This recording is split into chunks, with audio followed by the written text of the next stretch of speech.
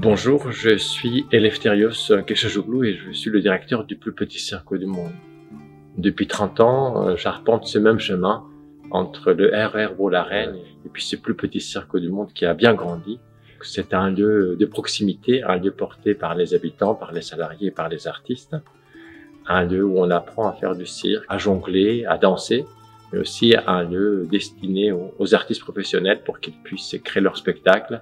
Et un lieu surtout ouvert au quartier. Donc le plus petit cirque du monde à 30 ans a beaucoup grandi, mais il n'a pas perdu son âme. C'est pour ça qu'il a gardé son nom. C'est aussi un plus petit comme un multiple.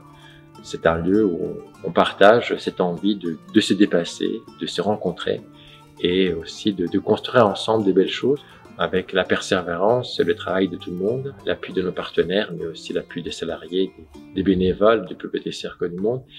Et aujourd'hui, va s'ouvrir une nouvelle page. Nous avons obtenu ce label de centre culturel de rencontre. C'est le label le plus ancien du ministère de la Culture. C'est un label qui concerne les patrimoines et aussi comment est-ce qu'on les habite.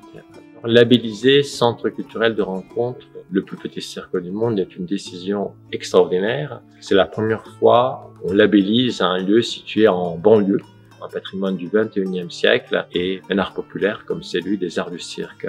Notre objectif, c'est de valoriser les patrimoines de ce quartier-là, mais de tous ces quartiers qui se trouvent autour de Paris, qui sont des quartiers ouvriers, maraîchers. Ce label vise à valoriser les patrimoines bâtis, comme ces beaux cirques construits par Patrick Bouchain et Loïc Julienne, les bâtiments de plusieurs cités de ces quartiers-là, à la fois leurs bâtis, mais aussi leur partie végétale.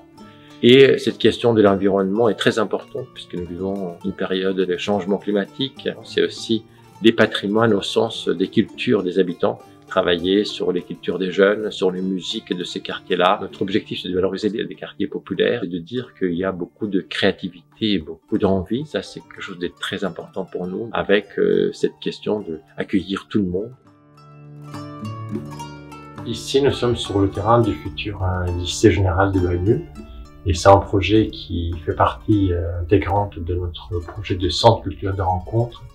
Alors, le lycée avant le lycée, c'est un lieu de construction collective où les jeunes, les enfants, expérimentent de façon écologique de construire la ville de demain. Donc, c'est un lieu de convivialité, d'apprentissage, de grandir ensemble et de transformer la ville pour repenser, revisiter les patrimoines de ce territoire. Avec le label de centre culturel de rencontre, nous devons nous réunir, travailler ensemble, donner toutes les chances à cette jeunesse, transformer ces villes que longtemps ont été délaissées et rêver un avenir et le construire.